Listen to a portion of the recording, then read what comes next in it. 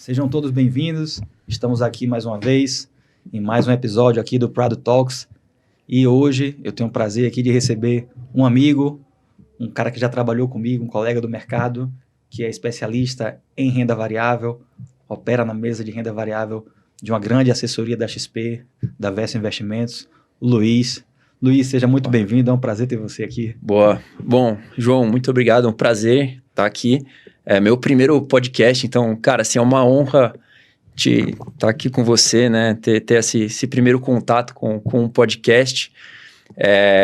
Cara, vamos falar de renda variável, vamos falar de tudo. Bacana. Vamos lá. Luiz, fale um pouquinho de você, sua formação. Boa. Como é que você veio parar no mercado financeiro? Você sempre trabalhou nessa área? Legal, Conte legal. um pouquinho aqui para as pessoas. Bom, vamos lá, pessoal. Eu tenho 28 anos, mais que a cara seja mais nova. Estou no mercado de capitais faz quase 7 anos. Comecei numa construtora chamada Gafisa, trabalhando na área de operações estruturadas, voltada ali para financiamento, né? A parte de estruturação de dívida mesmo. E inicialmente eu não queria mercado de capitais, foi um acaso, tá? Minha formação é engenharia de produção, fiz Mackenzie e, cara, quando a gente está na época da faculdade, tudo é muita coisa, aquela dificuldade de decisão, e a Gafisa naquele momento me parecia a melhor opção, né? Eu já tinha alguns amigos que estavam trabalhando ali na parte da construtora mesmo. Só que quando eu entrei naquele universo, eu comecei a me aproximar muito dos bancos, de gestoras. Então, toda hora falando com algum banco que financiava alguma operação da Gafisa. Pô, eu entrei ali num momento turbulento, né? A empresa passando por recuperação judicial. O Tanuri tinha acabado de comprar a empresa, né? Então, assim, foi de fato ali um momento bem turbulento. E aí, eu comecei a gostar muito dessa parte das gestoras dos bancos. E nessa época eu tinha um conhecido que ele tinha acabado de começar num escritório de investimento na parte de tecnologia. Ele falou, cara, a gente está montando aqui uma parte de tecnologia. Pô, eu sei que você é um cara bacana, que você gosta dessa parte de tecnologia também, está fazendo essa parte de mercado de capitais. Por que você não ingressa aqui? E assim, naquele momento eu pensei que seria uma ótima opção, pelo menos para entrar de fato nesse universo. Eu queria primeiro ter esse acesso, né? O mais difícil é o acesso, né? Muitas vezes a gente fica com essa questão, né? E aí eu entrei na parte de BI desse escritório, chamada Aquavero, né? Tinha acabado de se unir, foi uma fusão entre a Aqua e a Vero, né? Ambos da XP na época. E aí, nesse momento, eu aprendi muito, principalmente sobre o mercado de assessoria, inteligência de mercado, né, como um todo, para essa parte de assessoria. Então, eu fiquei um tempo, cerca de 1 ano nessa parte.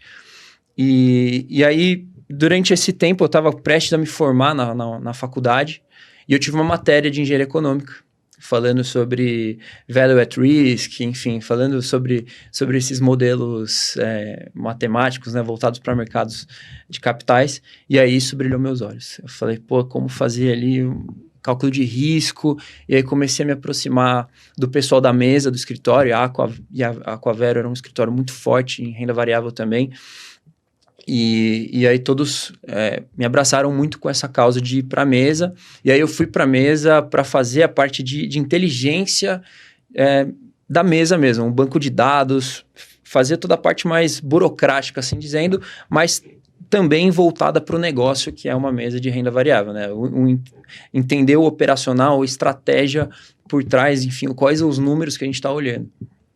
E aí a gente conseguiu montar tudo isso, fiz esse desenvolvimento na mesa da Aqua, até que surgiu a proposta do escritório que eu tô, né, a Verso, que foi uma proposta, ao meu ver, irrecusável, porque foi para, de fato, estruturar a mesa do escritório. Então, a gente montou a mesa do zero, literalmente. A Verso é uma operação que, de certa forma, é nova. O escritório começou em 2022, mas cresceu absurdamente, né? Quando eu cheguei, a gente estava montando as mesas, seja mesa de produto, mesa de seguro, era algo realmente que estava começando, e aí eu topei esse desafio, no começo ali, tentar conquistar, cheguei na Verso em 2023, então você imagina, peguei um dos piores momentos ali da bolsa, né? Aquela bolsa lateralizada. Pós-pandemia, né? Pós-pandemia, sem direção, a China totalmente não andando, né? Não tendo demanda de minério de ferro. Então, assim, a Vale, que tem uma representatividade muito grande na bolsa, não andando também. Então, aquele sentimento pós-eleição também, então estava tudo muito indefinido e conquistar, de fato, a nossa base foi um caminho muito difícil, né? E a gente, pelo menos agora, chegou a ser uma das áreas mais relevantes do escritório, né? Tanto no escritório como também para a XP, né? Hoje a mesa da Verso de ações é uma mesa referência até para os outros escritórios. Parabéns aí pelo Valeu. feito. Eu sei que o time da Verso é muito bom. Trabalhamos juntos lá justamente nesse ano de 2023. Foi uma experiência muito boa. O time de Verso realmente é uma empresa diferenciada. Pessoal bem unido. O time é muito bom, são pessoas muito boas, né? Sim. Agora você tá justamente na área que pega fogo. Pega né? fogo. No Brasil, a gente vai falar sobre diversos pontos aqui que envolvem a renda variável. Sim. Eu sou entusiasta, né? A gente fala muito sobre isso. Eu acho que investimento tem que ser em empresas. Só que no Brasil, eu trabalho hoje 100% com offshore, e no Brasil o desafio é muito grande. Né? É difícil. Porque no Brasil a gente tem empresas que entregam dividendos, sim. Né? Que são as empresas que estão aí há muito tempo, que são realmente as empresas que têm fluxo de caixa positivo, e tem as empresas que prometem crescimento, que aí é que está a parte espinhosa da coisa. Essa semana foi a semana do mercado financeiro brasileiro que o humor do mercado deu uma virada séria, né? A terça caótica. Fale um pouco, foi o que aconteceu essa semana. Olha, vamos lá. Acho que eu vou pegar um pouquinho, voltar um pouco para o mês passado, que mês passado a gente teve uma entrada de capital e até aquele momento, a gente comemorou. Se você olhava a sua carteira, mês passado você estava comemorando pra caramba, você começa o mês de agosto já num outro cenário totalmente inverso, né? Mês passado a gente teve uma realização de lucro muito forte das empresas de IA, tá, gente? Foi ao meu ver, né, foi um ajuste técnico, né? Tava ali uma realização bem pontual. Teve a volta do petróleo também. Então, assim, a Petrobras, né, essas empresas que hoje de commodity servem na nossa bolsa, acabaram sumindo bastante. Mas, por outro lado, a gente viu que algumas empresas do mês passado, do setor principalmente de varejo, construtoras, já estavam sofrendo. E aí, a gente começa agosto com o corte de juros, então, onde saiu de 14,25 para 14, e uma ata do Copom já bem mais conservadora, mostrando de fato ali que está num período agora mais moderado, que provavelmente não vai ter mais uma sequência de cortes expressivos.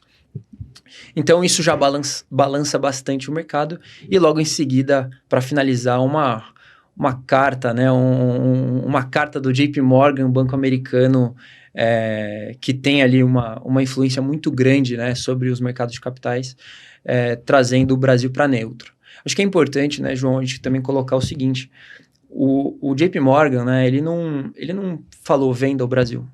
Ele falou, cara, reduza a sua exposição e coloque em ativos seguros, porque a gente não quer empresa alavancada, a gente não quer esperar uma promessa, a gente quer empresa com caixa, empresa que vai surfar esse período um pouco mais agressivo, né, um pouco mais complexo, com caixa saudável, né, sem estar ali com nível de alavancagem. Então, sim, de fato, a gente tem preferência por esses tipos de papéis mais defensivos, principalmente nesse cenário mais extremo, né, mais estressado, né, como um todo. A gente tem visto aqui no Brasil recorde de empresas pedindo recuperação judicial, sim, fazendo turnaround, decretando falência. Pois é. E fica muito difícil para o investidor, pessoa física. Falo pelos meus clientes mesmo, que eu estou na outra parte, na parte comercial, você está na parte mais técnica do sistema, preparando ali os ativos para que os financial advisors possam montar suas carteiras e trazer seus clientes.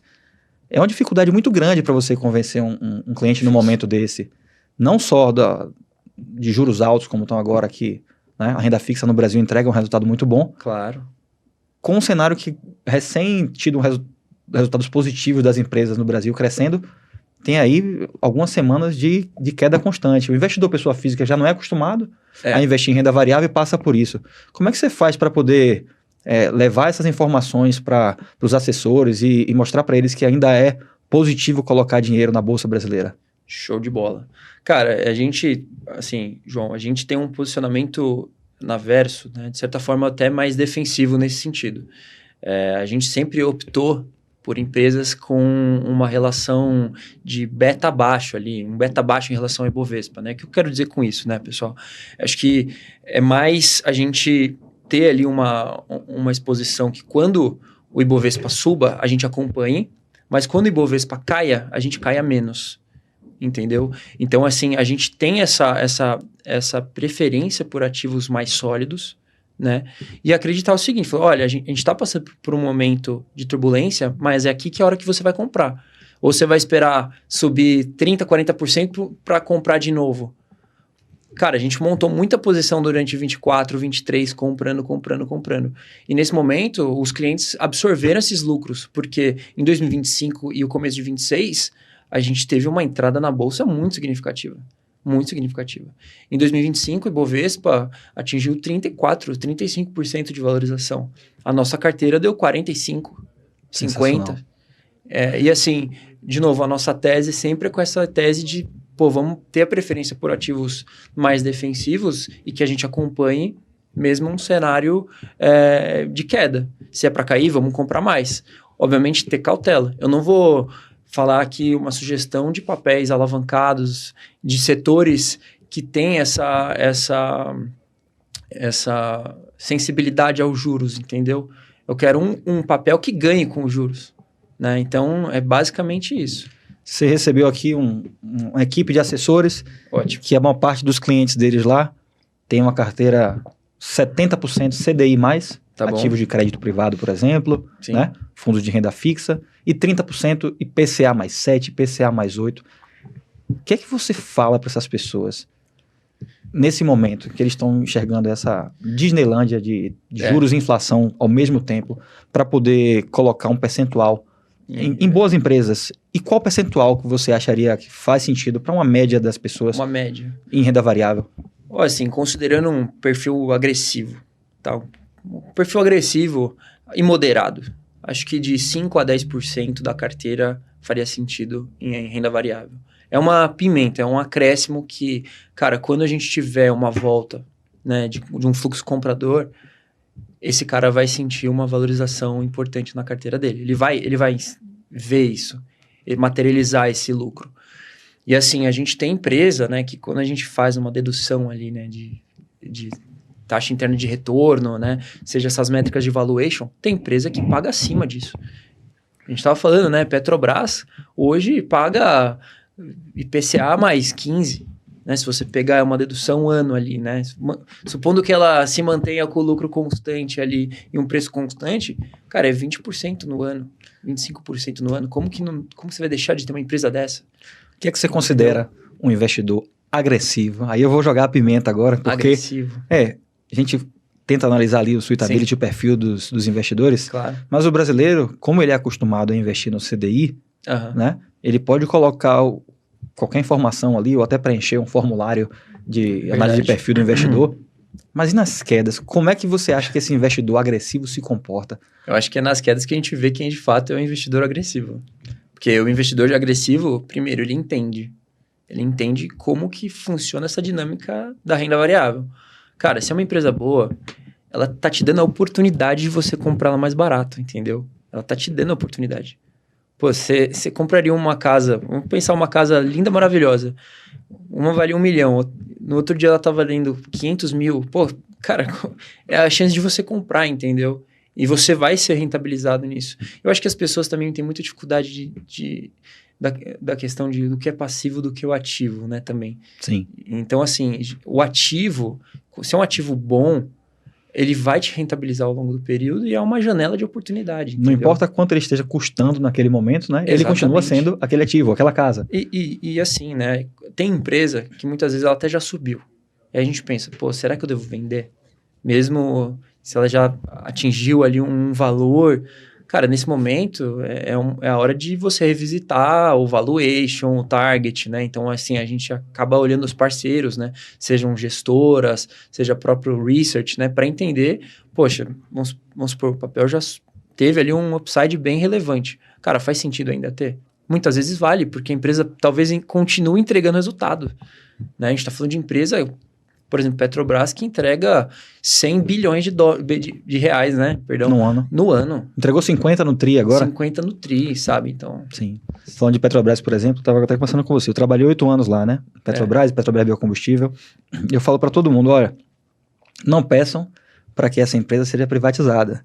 Porque o que tem de gente do IME e do ITA, que eu conheço, que trabalhou junto comigo, inclusive um abraço à galera da Petrobras aí que está assistindo, vocês são fera. Foi o lugar que eu mais aprendi na minha vida, porque o nível é muito alto. A galera que entra lá para trabalhar, principalmente no Rio de Janeiro, na sede, Sim. É assim, o nível técnico, várias pessoas com mestrado, doutorado fora, Sim. Vão, assim, principalmente a galera de pesquisa operacional, a galera da mesa de trading. Então, essa galera passou numa prova dificílima.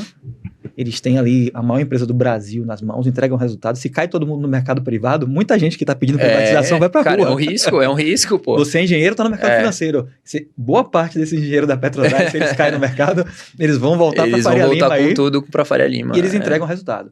Né? A questão que a gente sabe que a empresa, qualquer empresa pública ou de capital misto, é que os diretores, eles são nomeados politicamente. Exato. Né? Mas isso tudo está no preço. Quando você olha, qual o PL da Petrobras hoje? 5? Claro, 4, 5. 4? Gerando esse lucro. Ou seja, é um exemplo aí de que o Brasil tem um caminho, porque são duas formas de investir em renda variável, né? Ou você vai investir em empresas que esperam crescimento, as de growth, ou as empresas que pagam dividendos. Exato. Né? Eu li o livro do Barsi, muita gente pode criticar, muita gente gosta, é uma questão polêmica, eu gosto. É um cara fenomenal. Para o Brasil, eu acho que ele descobriu a fórmula que funciona. Cara. Porque não importa qual está o preço da ação, ele vai continuar comprando se a empresa entrega lucro e tem geração de fluxo de caixa positivo. E é o que a gente estava conversando, né, aqui no começo. Pô, quantas empresas não estão tendo recuperação judicial, estão tendo, enfim, desistagem da bolsa. Então, assim, eu quero ter uma empresa para durar 100 anos. Para que daqui 60 anos ela seja minha previdência. Sim. É uma carteira de fato previdenciária. E assim, o gringo, né, o investidor, o fluxo estrangeiro, né, como falou do JP Morgan, cara, ele não tá querendo promessa, ele quer caixa. Pô, qual a empresa aí que vai sobreviver nesse cenário de juros altos, entendeu? Que não vai quebrar. Então, assim, que vai honrar suas dívidas, né? Então, assim, é bem conturbado nesse sentido, né? Você é mais a favor do investimento direto, através das ações, fazer stock picking, ou entrar em fundos de ações, em fundos multimercados, para o investidor, pessoa física que está assistindo a gente? Olha, eu, de fato, prefiro as ações. Eu acho que o investidor tem que ter as ações próprias, porque eu acho que ele precisa materializar o dividendo, o lucro, ele materializar o lucro. Caindo na conta. Exato. Hoje mesmo, apareceu uma notificação, proventos pagos. Cara, isso é maravilhoso. Isso é maravilhoso. E assim... com todo o efeito psicológico. O efeito psicológico, entendeu? E eu acho que assim, as gestoras têm uma função muito importante, sim, também. Tá? As gestoras, cara, eu não descarto isso. Mas eu acho que a ação, você ser acionista, ter aquele sentimento de sócio, de pertencer mesmo, de receber o provento, o lucro, é muito gratificante. E é fruto, muitas vezes, até de uma dinâmica de aportes recorrentes, né? Você tem uma disciplina. Mas entendeu? O investidor pessoa física, só fazendo um contraponto, eu concordo. Agora, será que a gente não está colocando a nossa visão de que a gente já é do mercado, entende como funciona? O investidor pessoa física, ele não sabe o que é um valuation, não sabe o que é um fluxo de caixa, não sabe o que é um PL que a gente está colocando aqui. Será que o fundo não faz esse papel de proteger ele e dar um pouco de segurança para que ele minimamente saiba que tem gente por detrás qualificada fazendo o trabalho? Porém, a gente tem visto aí muito fundo multimercado fechando as portas. E aí, fica como essa situação? Cara, é uma situação delicada mesmo. Acho que realmente, quando a gente fala de um cliente que não, ou de um investidor que não tem noção de ações, talvez faça sentido um fundo de ações. Porque eu acho que mesmo a classe renda variável, ela é necessária numa carteira. Sim. Cliente agressivo, você precisa ter. Porque ela, em algum momento ela vai dar um alfa ali em relação a CDI, né? Mas para um cara que entende, eu acho que aí beleza, acho que ele pode de fato se tornar... eu acho que o problema também dos fundos é que se começa a ter resgate, ele começa a ter que se desfazer de papel bom para poder gerar liquidez, né? Exatamente. Isso tem esse contraponto. As pessoas começam a fazer resgate lá, ele não tem mais o que vender de coisa boa, vai ter que vender o que entrega bem. Além de... Você é um... A além gente, de, além a de gente você- trabalha com uma... A gente, assim, quando no nosso dia a dia, aí falando um pouco do nosso dia a dia lá no escritório, né? E como a gente faz com nossos clientes. A gente trabalha com uma carteira também focada em dividendo, principalmente, né? Igual eu comentei. A gente tenta ser didático nesse sentido para também trazer essa transparência de como o cliente pode ter um acesso à renda variável de uma maneira transparente, uma maneira fácil ali para ele, entendeu? Ele conseguir materializar principalmente esse dividendo, entendeu? Para ter ali essa sensação. Você, além de trabalhar na parte de lá, você tem certificação de analista também, né? Sou CNPI técnico. Tirei faz pouco tempo, começo do ano ali. Também tenho pós em geopolítica pela PUC. Bacana.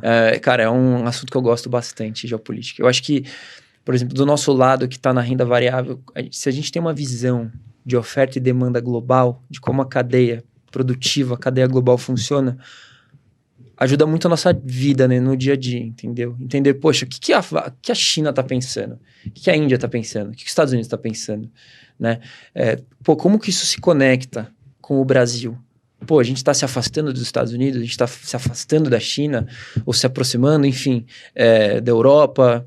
Cara, quando a gente entende isso, a gente começa a entender o mercado de capitais, o mercado de bolsa, de uma maneira diferente, entendeu? Por isso que eu escolhi esse curso, foi mais voltado para isso, sabe, João? Então... Boa. Não, concordo 100%. Eu fiz pós-graduação em Global Business também, quando eu estava morando em outro país, e me serviu de base para entender o mundo, né? Porque o macro importa muito mais que o micro, né? Exatamente. Você pode estar com a casa redonda dentro da sua empresa, né? Sim. Só que a parte sistêmica, que são os países, que são os continentes, que são os grandes blocos, eles vão determinar tudo, o que é que vai acontecer de fato, né? Exatamente. Quantas vezes a gente não já viu aqui, a bolsa tá barata, tal empresa tem um lucro excelente, e o papel não chega no valor patrimonial justo dele. Quando você vai ver, tem algum fator macroeconômico impedindo. Exatamente. É o caso, por exemplo, Klabin, Suzano, que são empresas ótimas. Líderes de mercado, Líderes de mercado, só que a gente depende do preço internacional de celulose. China, né? China, que manda na indústria no mundo. Assim, é um fato. É um fato. E hoje o Brasil, para você ter uma ideia, 30% das exportações do Brasil vão para a China. 10% dos Estados Unidos.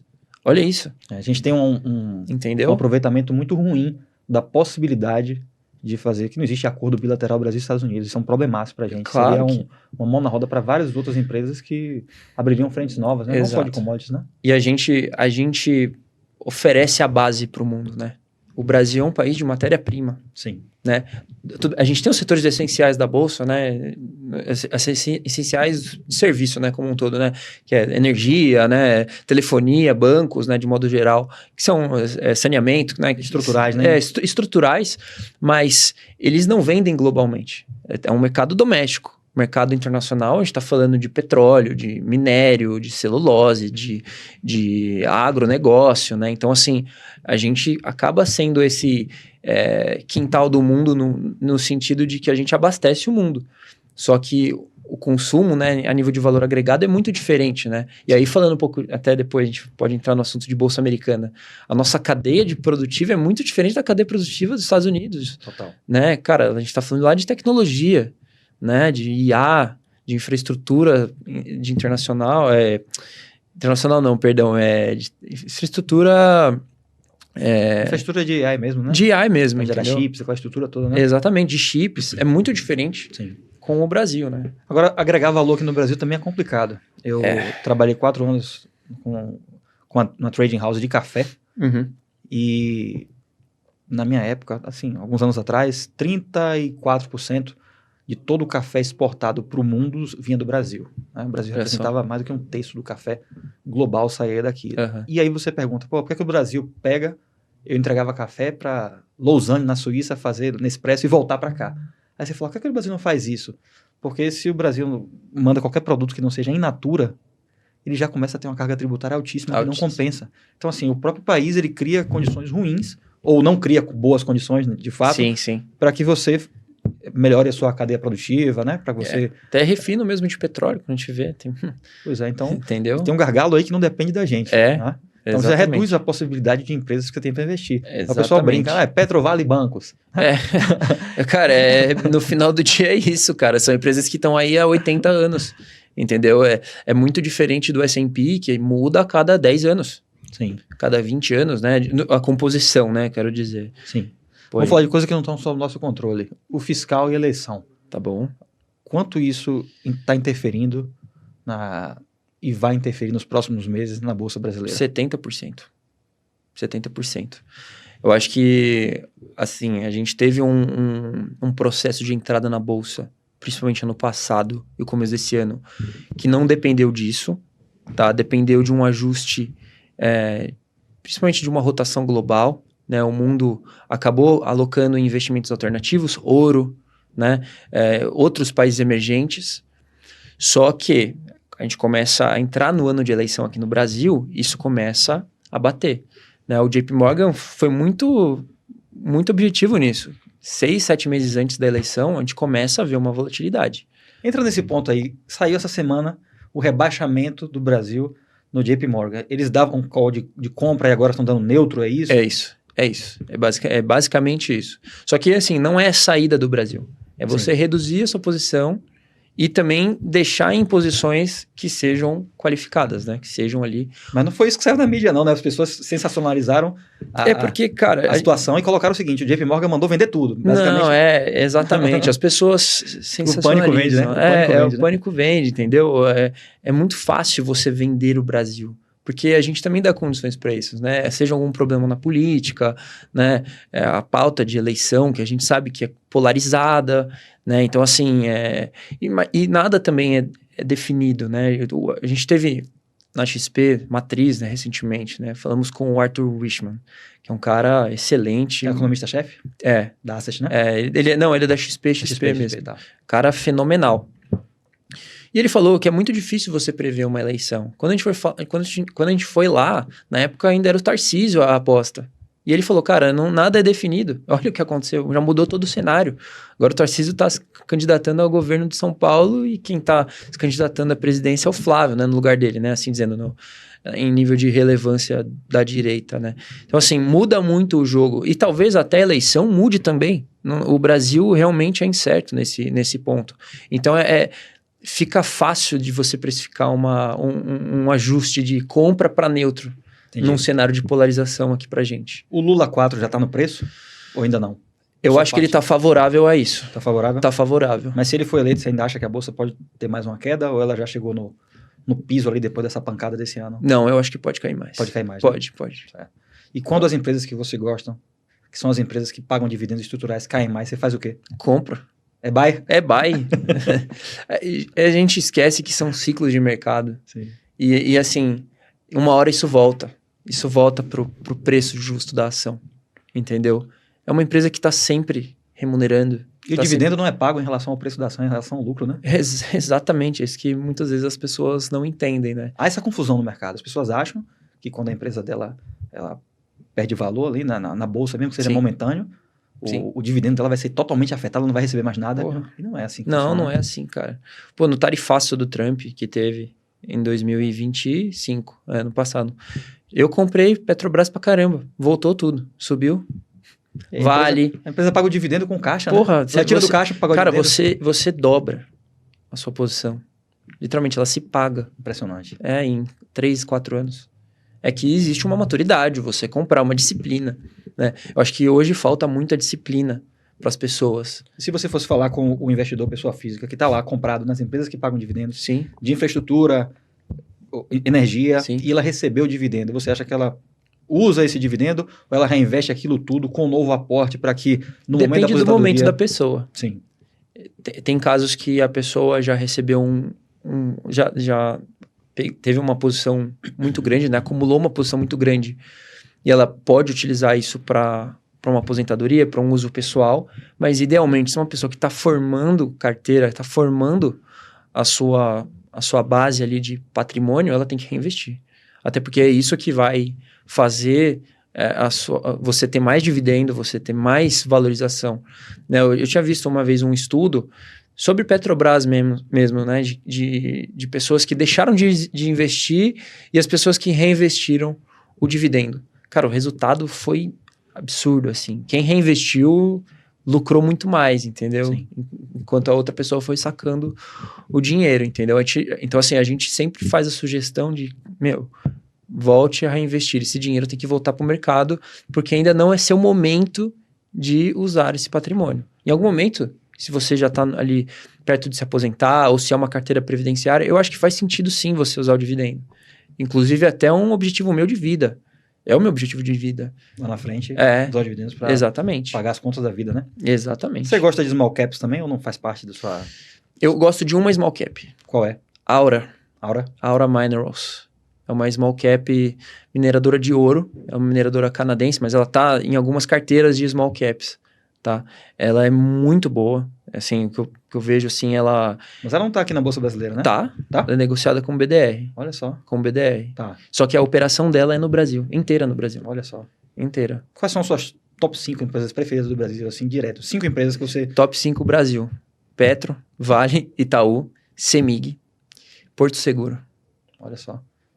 Por que é que Semig entra aí? Qual a vantagem da Semig em relação a outras empresas concorrentes dela no setor? Olha, ela faz uma distribuição, né, periódica muito, muito interessante quanto às outras. Ela te paga, de fato, a cada trimestre. Só que, assim, ela vai provisionando. Por exemplo, você vai comprar ela agora, ela vai te provisionar em 2027.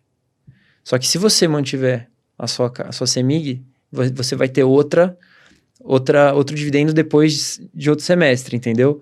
E aí, quando você for ver, daqui um ano, você vai ter recebido esse dividendo. Só que você já vai ter provisionado o outro. Então, você vai formando um fluxo de caixa. A Semig, ela tem um nível de maturidade ali, entendeu? Que você precisa ter, pelo menos, ficar um ano ali com ela, 2, para você, de fato, englobar esse fluxo que ela vai te pagando, entendeu? Entendi. Então, assim, para quem entra de primeira na Semig, até pode pensar, pô, beleza, ela não me pagou dividendo agora. Só que ela me provisionou mais 5 dividendos para o ano que vem. Aí, ano que vem, eu já vou receber, eu já vou reinvestir e depois de um ano eu já vou receber de novo, entendeu? Então, assim, de fato, é uma dinâmica bem interessante ela. Você colocou Vale aí e a gente tinha acabado de falar sobre China. Sim. Tem o risco China na Vale? 80%. 80% é China, na verdade. É um risco bem relevante, né? Só que quando a gente fala da Vale, a gente tem que entender que não existe nenhuma empresa no Brasil que faz o que a Vale faz. Nenhuma empresa no Brasil tem Carajás. Assim, se você olha o operacional de Carajás, você entende quão relevante é uma Vale para o Brasil, entendeu? Tem a barreira de entrada clássica ali, né? De concorrência, não tem exato, não tem uma existe concorrente do lado dela para tomar o lugar dela amanhã. Não tem como. Você pode até falar, por exemplo, Uzi Minas, CSN, né, mineração ali, Semin, né, mas... E por ela exportar boa parte da produção também, ela tá meio que redeada também com dólar, né? Tá redeada com dólar, exato. Bom lembrar, o minério é dolarizado. Né? Tudo bem que tem algumas cotações em algumas bolsas, né, de Singapura, né, de Dalian, China, mas é uma commodity dolarizada. Então, a gente também tem esse acesso e assim, a Vale, ela tem uma cadeia, né, de logística muito boa. Ela tem a sua própria linha de trem que leva ela direto para os portos lá no Pará. Então, assim, ela não depende de um terceiro, entendeu? Ela tem a sua própria operação. Dentre outras operações fora do Brasil também, né? Ela tem uma operação no Canadá. Então, assim, de fato uma empresa muito, muito relevante. Tem algumas outras empresas que eu gosto também, tá? A JHSF é uma empresa que eu tenho gostado bastante. A CIA. Ambas, mesmo, por mais que estejam em setores mais sensíveis a juros, elas têm uma lucratividade absurda. A JHSF também, o que ela faz de real estate hoje é inacreditável, né? Para geração de valor para o seu cliente final, né? Seja pelo Fazano, pelo Boa Vista, ela entrega uma experiência para o cliente absurda e está gerando muito lucro, né? Quanto às suas propriedades, né? Assim dizendo. Então, mesmo em cenário de alta de juros, é uma empresa que está resistindo, gerando caixa, gerando dividendo, com PL baixo. A CIA também, outra que impressiona, PL bem baixo, por mais que seja de varejo, ela ali tá indo muito bem, tá? A inflação aí, os ativos atrelados à inflação no Brasil, entregando IPCA mais 8, tá? Você tem empresas no Brasil que entregam isso também? Você tem. Hoje mesmo, principalmente as empresas mais sólidas que estão com caixa, elas estão entregando isso aí, tá? CEMIG, Banco do Brasil, Bradesco, todas elas hoje estão entregando IPCA mais 8. Você na pessoa física, prefere comprar uma empresa dessas que entrega o mesmo IPCA mais 8 do que o título do Tesouro? Sim, com certeza. Até porque eu confio mais na empresa do que no governo. A gente esquece, né? E assim, eu não era vivo, mas já estudei muito sobre isso. Durante o plano Collor, né? Seu tesouro, né? Toda a sua liquidez foi confiscada. As ações não foram, né? Quem tinha ações foi quem conseguiu aí entendeu? manter então, seu patrimônio. Né? Isso é algo bem sério, né? Na verdade. Então, eu prefiro estar no dinheiro com capital privado, né? Bacana. Por meio das ações. Eu acho que... E outra, né? Quando for entrar esse fluxo, né? Quando você entra um fluxo comprador grande, a rentabilidade que uma NTNB ou mesmo o LFT te entrega não é a mesma de você ver uma valorização no seu papel, né? Então, isso é realmente impressionante, assim, dessa dinâmica. Vocês, como tem uma mesa no escritório lá da Verso, para desenhar aqui para a pessoa que está assistindo a gente, falar assim, virei cliente lá da Verso, ele vai ter um assessor que vai montar a carteira dele ali, e parte disso daí, vamos botar ali que 30% da carteira, essa pessoa resolveu botar renda variável. Caiu, é enviado para a mesa, correto? Beleza. O dinheiro dessa pessoa. Certo. Vocês que fazem a gestão desse patrimônio, compram e vendem, ou enviam solicitação de push para ela aprovar? Como é que funciona na prática? Na verdade, a gente não pode fazer a gestão, tá João? No caso, a gente sempre faz recomendação ali de compra. Hoje a gente conta com uma casa de análise parceira, que isso foi um golaço até para a gente a nível de operação. Acho que muito do que o escritório hoje se desenvolveu na parte de renda variável foi por conta dessa parceria com a casa de análise, que a gente tem muita proximidade com eles também. Bacana. É diferente da gente pegar uma XP Research, que é muito distante da nossa realidade. A gente precisa de um cara mais próximo ali da gente, da operação. O pessoal hoje da casa de análise, Hub do Investidor, é ótimo, pessoal, muito, muito bacana. E aí, quando entra essa demanda pra gente, a gente tenta alinhar com o cliente. Fala, olha, você vai entrar aqui na mesa, é o seguinte, essa aqui é a nossa carteira de dividendo, ela funciona assim, assim, assado. Vai ter ali ativos defensivos que vão surfar essa alta do Ibovespa, mas quando cair, vai cair menos, via de regra, né? É nosso objetivo ali da carteira. Só que a gente tem outros tipos de operações também, né? A gente vai ter o cara que vai querer fazer trade, vai ter o cliente que vai querer fazer operações com derivativos. A gente evoluiu muito nessa parte de derivativos também, né? Hoje até, inclusive, tem superado até a parte de carteiras, né? A gente tem feito um trabalho com derivativos absurdo, assim. Para simplificar aqui para quem está assistindo, então o cliente, por exemplo, ele quer investir em bolsa americana, sim, mas ele tem medo tanto do câmbio... Exato. Né? Pô, se eu mandar o dinheiro para lá, o dólar for para 4, bem na minha vez. E tem medo da bolsa americana já está muito esticada e cair 20%. Vocês têm algum tipo de produto ou serviço que consegue alocar ele lá fora, mas proteger ele? Temos sim. Na verdade, a gente fez uma operação bem nessa linha mesmo. A gente fez uma operação de proteção com o S&P, né? Então, era uma operação com retorno garantido. Né? A gente compra uma opção de venda, né? Uma put, né? Como se fosse um seguro, e ainda conseguiria garantir para ele 29% em 3 anos. Né? A gente trocava o câmbio nesse sentido, né? A gente fazia uma operação ali com diferencial de juros, né? Então é por isso que a operação se pagava.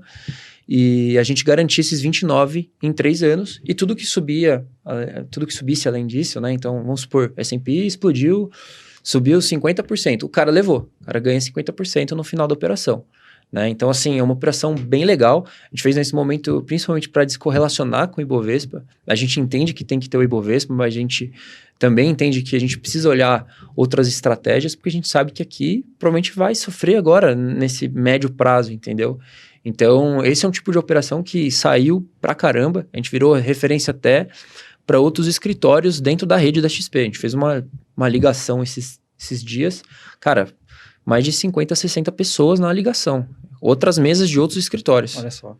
Então, esse é um exemplo, claro, que é uma operação estruturada do bem, né? Que a gente Exato. dizer, porque você pode estruturar o que você quiser dentro dos derivativos ali. Exato. Seja para favorecer a empresa ou o cliente. Nesse caso aí, o cliente claramente é favorecido porque é uma pessoa que não estaria dentro da Bolsa Americana se não tivesse uma estrutura para dar uma segurança para ele, né? E outra, né? A gente está falando, de um movimento lá fora, né?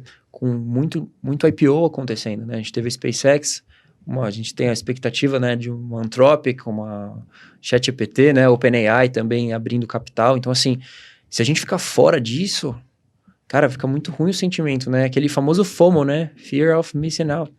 Se você pudesse montar uma carteira, qual percentual que você botaria da renda variável no Brasil e qual percentual que você botaria na renda lá fora US? Por exemplo, vamos supor, eu tenho 2 carteiras, né? Uma carteira 100% internacional e outra Brasil, né? Tá, qual o peso de cada um que você botaria? Acho que é no Brasil 30%. Você botaria 70 lá fora e 30 no Brasil? Exatamente. Ou seja, você... Digo assim, ó, calma, vamos lá.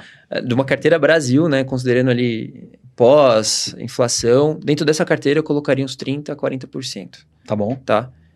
Isso para um cara mais agressivo ali. 20, 30, 20, nessa linha. Lá fora, acho que a dinâmica é diferente. Eu acho que a dinâmica é diferente porque lá o sentimento de crescimento é outro, né? Os juros é outro, as teses são outras. Então lá dá para você explorar 60%, 70% S&P e o resto Treasury, né? Que seria o nosso pós-fixado aqui no Brasil, né? Como é que você faz a alocação hoje do cliente que está dentro do escritório que você trabalha hoje? O cara está lá e ele quer que vocês da mesa ajudem ele também a participar dos ativos do S&P e da Bolsa Americana. Legal. Tem possibilidade? Tem possibilidade. É via BDR? Como é que funciona? Olha, hoje na minha mesa a gente faz 100% B3. Certo. Tá? Eu tenho outras mesas, tem uma mesa focada no internacional. Tá bom. Mas muitas vezes tem o fator de que o cara não quer ter a dor de cabeça de abrir a conta internacional. Sim, então, sim. O cara já faz via BDR mesmo. A gente pega ali algumas BDRs mais líquidas, né? Não dá para pegar todas, porque senão vai ter pouca negociação. Então, a gente pega normalmente as empresas que têm mais negociação e as empresas que são mais relevantes, né? Então, são empresas de tecnologia, empresas, bancos também lá fora, JP Morgan, Goldman Sachs também são empresas muito, muito, muito boas, né? E a gente faz ali uma validação até com as casas de análise, né? Para entender, pô, o que vocês acham que faz sentido isso? O que vocês acham? Até com a XP. Então, assim, vai nessa linha. Bacana. Tá. E para quem não está ouvindo BDR, não entende muito bem o que são recibos de empresas americanas negociadas aqui na Bolsa Brasileira, né? Exatamente. Certo. Então, eles cumprem o mesmo papel e também, para explicar quem está assistindo, eles acompanham a variação do ativo e do câmbio também ou só do ativo? Cara, tem o câmbio também. Tem o câmbio também. Então, eles replicam bem o que uma ação, uma estoque americana faz na Bolsa de lá. Exatamente. Né? Sem precisar fazer o câmbio para uma conta global. É mais fácil, muitas vezes até é mais Então, para o cara começar, talvez seja uma possibilidade, né? Sim, sim. Depois que ganha o conhecimento, aí pode colocar na conta global.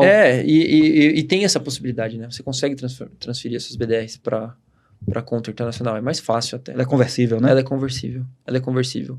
A gente tem montado algumas carteirinhas ali sim, tá? Voltadas para BDR. Tem ido muito bem até. A gente pegou o movimento agora das empresas de tecnologia, parte de IA ali também, crescimento. Nossa, absurdo, né?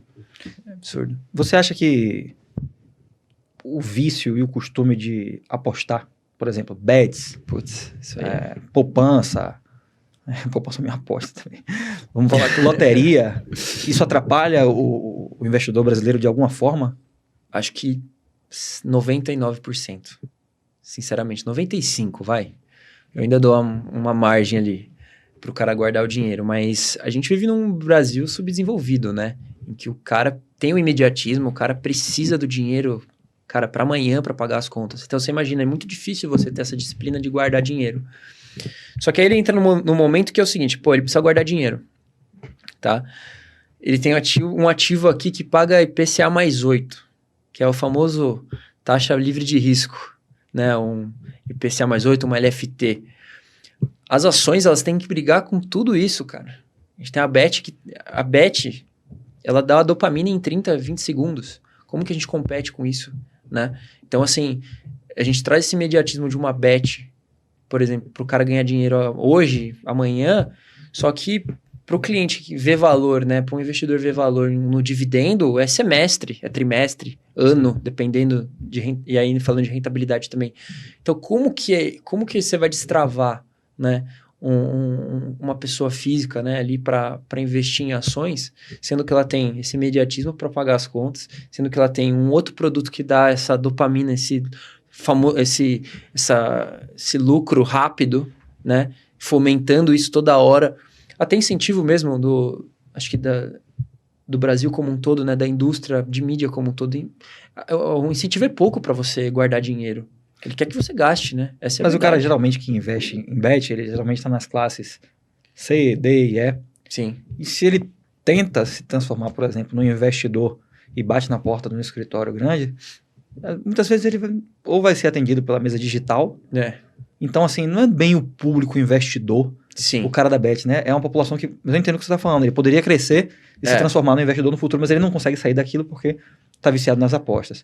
Mas eu acho que nos Estados Unidos é um pouco diferente, sabia? Sim, sim. Até na Coreia agora, eu vi recentemente, a gente teve, cara, a Coreia, ela teve 1 milhão de contas com chamada de margem e 300 contas liquidadas recentemente.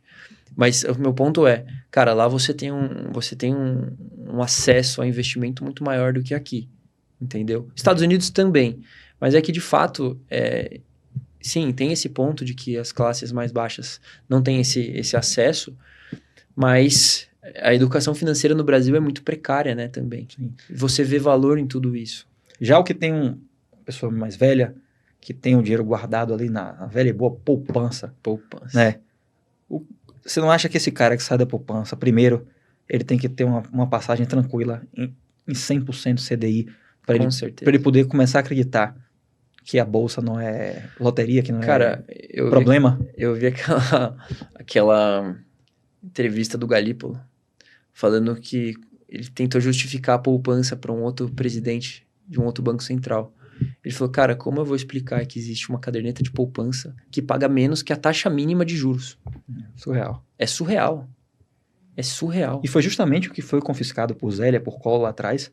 Entendeu? E que o brasileiro, que você estava comentando sobre a época lá do plano Collor, foi justamente a poupança que foi confiscada. Entendeu? E o brasileiro, mesmo depois disso, e são as mesmas pessoas daquela época que hoje tem dinheiro na poupança. Pois é. É a galera geralmente 60 a mais. Sim. Né? Essas pessoas viveram na pele.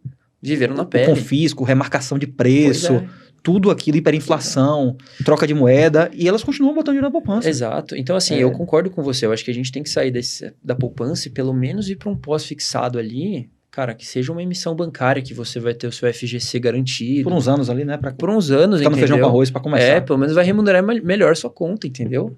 Porque, cara, é complicado isso. Um alternativo que a gente não falou aqui, que saiu um pouco de moda depois de tanta turbulência, Bitcoin. Adoro. Você gosta? Adoro. Eu acho que tem de tudo para voltar com tudo. Você acredita na tese? Acredito na tese. Acredito muito em descentralização. Acredito muito em reserva de valor. E a segurança disso com AI e computação quântica? Teve um caso recente aí, bem sério nas carteiras da Cold Card, né? Sim. Que as pessoas perderam muito dinheiro. Como é que você convence um investidor a investir em Bitcoin, né, fazendo autocustódia, sabendo que as pessoas que fizeram tudo certinho perderam dinheiro? Seria melhor eles investirem através de uma corretora? Colocando dinheiro no ETF, algo assim? Eu vou muito na linha de que hoje os bancos centrais já estão montando posição nessa classe de ativo. Então, acho que é uma classe de ativo que ela vem para, de fato, compor como se fosse um ouro, entendeu? Só que é o primo emergente do ouro. O ouro... é centenário. Na verdade, é centenário não, é milenar, né? É um negócio que durou aí, que vem durando. Ano passado teve uma valorização muito expressiva, mas o Bitcoin, ele tende a ser essa reserva também em algum momento, entendeu? Acreditando nessa tese de reserva de valor. Mas eu concordo que a volatilidade dela ainda é muito complexa quanto a isso. O que você falou de segurança, né? Eu acho que hoje, para o investidor, acho que faz mais sentido ele comprar esse papel via um ETF, tá? Hashdex hoje no Brasil é uma das maiores gestoras de recursos nesse sentido. Lá fora você vai ter outros ETFs também, IBIT, enfim. A Hashdex ele é 100% Bitcoin ou ele tem outras criptos no meio? Ela tem outras criptos. O Hash 11, né? O ativo Hash 11, ele tem acho que 80% Bitcoin, aí 10% Ethereum, vem Solana, mas eu acredito que assim, pelo menos essa parte para a segurança do investidor final, o ETF faz mais sentido do que você ter uma corretora. Até porque a corretora muitas vezes até pode quebrar, enfim, pode ter algum problema de regulação. E aí eu entendo que você, por meio de um ETF, um veículo mais garantido, né, mais legalizado, assim dizendo, né, talvez venha a ser mais seguro para o cliente final. Falando em ETF, já pegar o gancho final aqui, Você acha que os ETFs vão dar certo no Brasil? Eles vão se dissipar? Tá crescendo bastante essa indústria. Tá crescendo bastante. Agora eu vi que tá um crescente de ETFs irlandeses no Brasil. Mas é algo que a gente até explora hoje no escritório. A gente tem ali dentro até da nossa carteira de dividendos, a gente tem um ETF de dividendos. Olha só. Que ele funciona como um coringa ali dentro da carteira. Quando a gente tem algumas operações que a gente faz também para hedgear a carteira, que, por exemplo, eu vendo o BOVA11 como hedge, e ao invés de comprar a carteira, eu compro o LFTB, que é um ativo de renda fixa, que ele tem uma parte em LFT e uma parte de NTNB, que, diferente de outros ETFs de renda fixa, se paga 15% de IR, entendeu? Então, assim, ele tem até uma eficiência ali tributária, né, assim dizendo.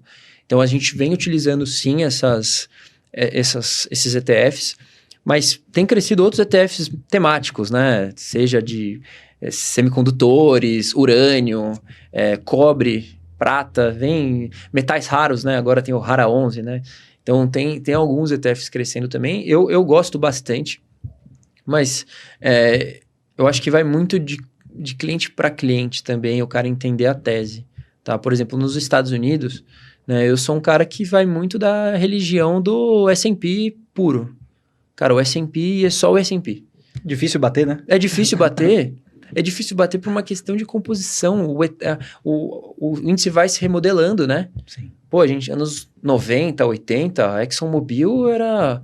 Chevron era as top 1 do S&P, né? Depois foram para os bancos e agora tá na depois JP né? Morgan, Goldman Sachs, né? IBM também, né? Chegou em algum momento, Microsoft também teve seu momento. E aí depois, Apple, Amazon, Tesla, agora Nvidia, Google. Então, assim... É bem diferente daqui, né? As empresas do Brasil são as mesmas desde os anos 80, 90. Exatamente. Tá lá, as empresas de energia, dos bancos. Exato. E é isso, é jogar o feijão com arroz. Jogar o feijão com arroz. Agora, olhando para essa câmera aí, passa uma mensagem para quem investe no Brasil 100% em renda fixa e tem medo de colocar o pezinho na renda variável. Bom, pessoal, acho que a renda fixa, ela é muito conservadora, né, nesse sentido, mas a gente tem muita oportunidade na bolsa, né? Quando a gente fala de qualidade de ativos, a gente tem algumas empresas no Brasil hoje que conseguem entregar até acima disso, né? Basta paciência, basta entender de como funciona esse investimento, entender que a gente passa por ciclos de mercado, mas que uma hora isso se converge numa rentabilidade razoável, uma rentabilidade boa para adicionar na sua carteira. Então, assim, não tenha medo de ter ali uma pimentinha na carteira que seja uma renda variável nesse sentido para ajudar na sua rentabilidade. Bacana, bom demais. Boa. Luiz, estamos chegando ao final aqui. Queria te dizer que, mais uma vez, a conversa com você é ótima. É um prazer entrevistar pessoas tão boas, tão dedicadas àquilo que fazem, apaixonadas pelo trabalho que fazem, né? Porque não tem nada igual a ter brilho nos olhos. Exato. E acreditar que o que você faz está sendo o melhor para sua empresa e para os clientes como um todo, né? Fechou. Bom, João, cara, muito obrigado por me receber. Espero aqui voltar mais vezes para a gente falar de outros assuntos, falar de um momento melhor aí do Ibovespa, né? Esse é um momento mais cauteloso, mas, cara, é isso. A gente tem que ser apaixonado pelo que a gente faz. Esse é um mercado que eu gosto bastante, que eu aprendi a gostar, né? Então, novamente, muito obrigado. Beleza? Valeu. Beleza, meu amigo. Valeu. Obrigadão pela presença. Pessoal, é isso. Tivemos aqui o episódio com o Luiz, operador da mesa de renda variável da Versa Investimentos. Um grande abraço a vocês todos que ficaram ao final. E acompanhe a gente que teremos outros episódios, outras entrevistas, sempre com pessoas excelentes para agregar conhecimento a todos nós aqui. Tchau, tchau.